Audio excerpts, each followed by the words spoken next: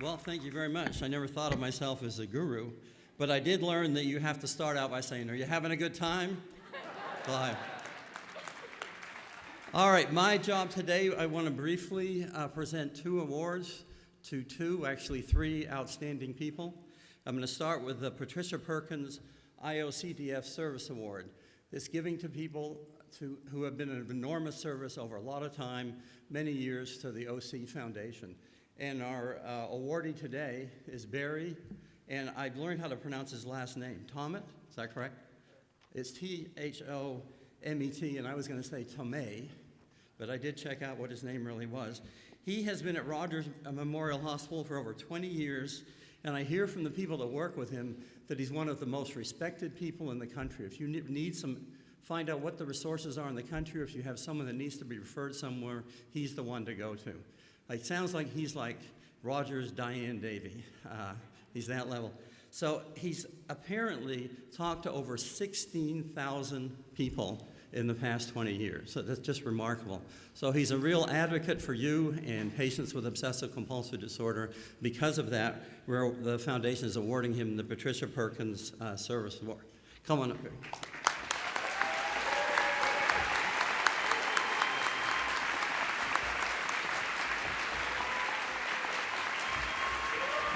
Do you want to take the pictures now? Okay.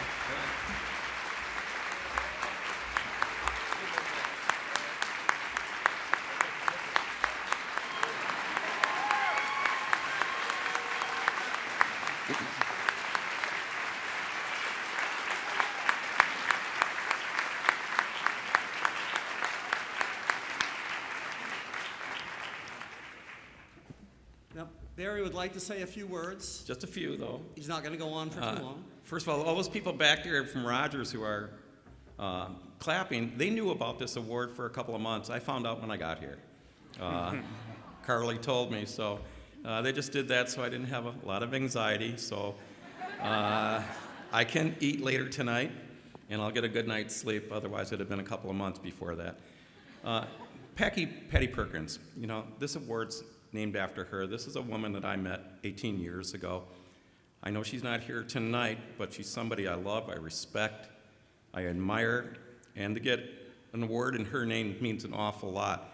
So I'm going to want to thank Michael Janicki. To get an award handed to me by him is pretty cool, as you all know. Thank you to the board of the IOCDF, to the community out here, to the people who believe that just giving service is really what we're all about, and good things happen when you do that for people, and I think it's happened for me and for others, and so I'm going to accept this for everybody out there that feels the same thing and works the same way and just really wants to be a good service provider. So, and to you out there that fight the fight every day, thank you very much. Have a great evening.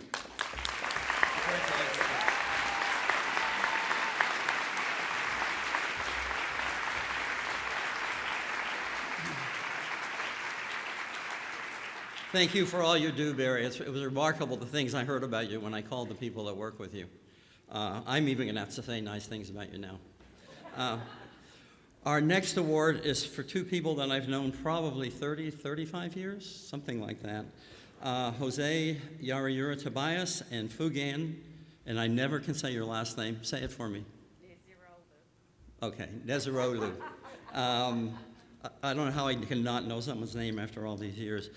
Jose and Fugan have been a remarkable couple. I have traveled with them in Brazil. I remember we were driving and we got a flat tire. I don't know if you remember that. And Jose just popped out in this crazy road that was full of traffic and cars whizzing by, and the side was about that wide, and he was sitting there changing the tire with his rear end sticking out on the highway, and I just stood behind him, and I was going to either push the cars away or push him, but he didn't care. He wasn't worried. And just remarkable conversations, artistic, musical, creative, a poet, and also a brilliant OCD researcher and clinician. He was, I think, when I see that advertisement about, what is it, the most remarkable man in the world, he's sort of one of the people that I think of him every time that commercial comes on.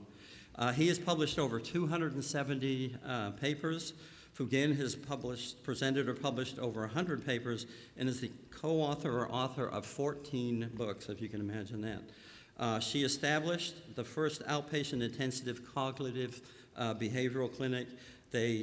Together with Jose, her husband, they started Biobehavioral. That's one of the gold standard places to get OCD treated. Unfortunately, earlier this year, Jose passed away, which was a blow to the whole community and especially to his wife, I'm sure. They were the most lovely couple I've met in this whole field, and were truly in love, unless they were really faking it. I don't know. I know a little bit about that kind of thing. So I'd like to present the award to Fugain and Jose.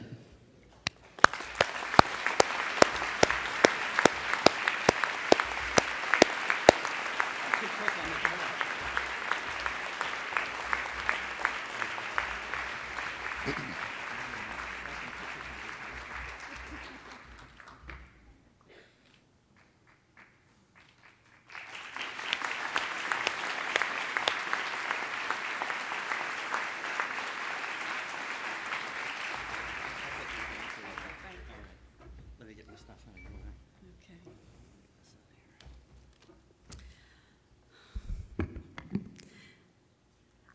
I don't know what to say except thank you, Michael. And thank you to the Scientific Advisory Board for nominating, and to the Board of Directors for electing us for this incredible award.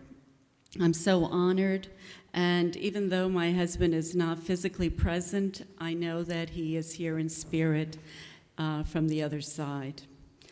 I know he would be so humbled as I am standing in front of you to receive this outstanding recognition from the whole community. And I also want to thank the OCD community for giving us the opportunity to work with you all these years.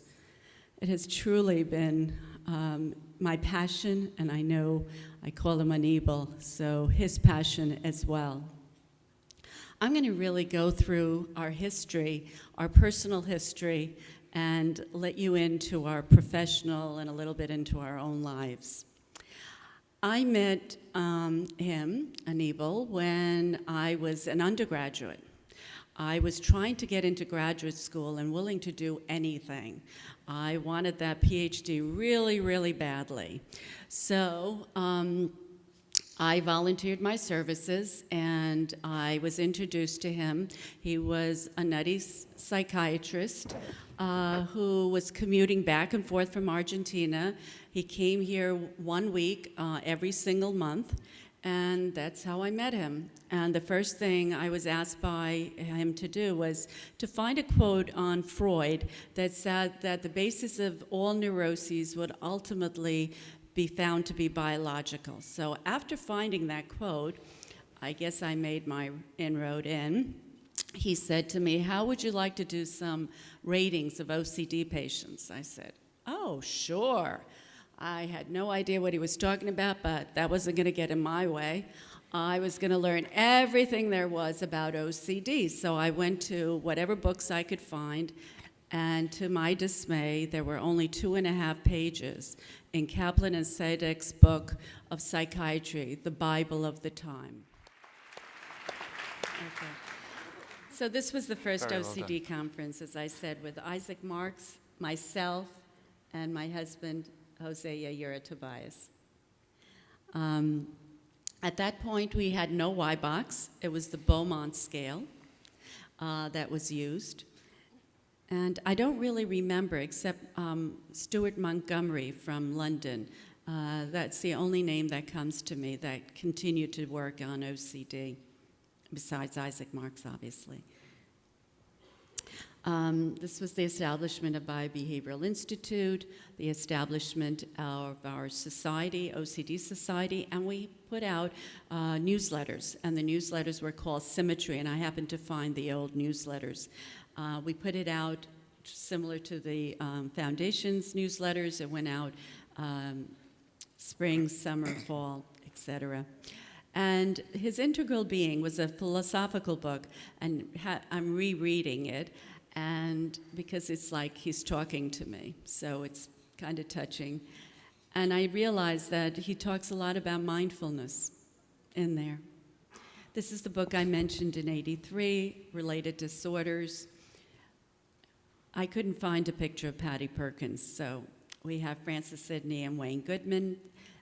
The foundation celebration, also 30 years. It's incredible. The first books on OCD. And Randy and Gail started the OCCW group, which was really a group of researchers looking to develop a scale on cognitions so we could all be using the same scales and evaluating beliefs in OCD. Some of the various different disorders we've been involved in. I neglected to mention that he won the Presidential Award by President Menem, along with DeBakey, who put the first artificial heart in Argentina in 1996. And that's me, the proud wife, in the corner. Pivotal work I'm proud of is the Overvalued Ideation Scale, which assesses basically the conviction in your beliefs. And it's in various different studies been found to be a prognostic indicator of how well you're going to do, and in terms of not only cognitive behavioral therapy but also medications. Some of the work in the 2000s. This is just good times, everyone having a great time. And I'm very proud that in the Scientific Advisory Board, there are 5 people currently that have been trained at Biobehavioral Institute. Katja Moritz, Jonathan Hoffman, Fred Penzel, Stephen Poskar, and Dean McKay. These are some of the conferences. We established also Biobehavioral Institute in Argentina because it was a very psychodynamic country. They have Freudian names all over. And over the years, it has really become more cognitive behavioral. And we have a spokeswoman who is from Argentina, Ro Vitale, here. And finally, this is biobehavioral in year 2016 with new programs, dialectical behavior therapy, certainly continuation of our intensive outpatient program. We did have an inpatient program years ago, but with the HMOs, unfortunately, we had to dissolve that. But have continued with intensive outpatient and have now prepared to put patients up in hotels and various other places. And also adding some of the third wave programs like acceptance commitment therapy, et cetera. I thank you all. It's really an honor. I am thrilled to be here. And thank you for giving this award to Anibal and to me. It means a lot to me. Thank you.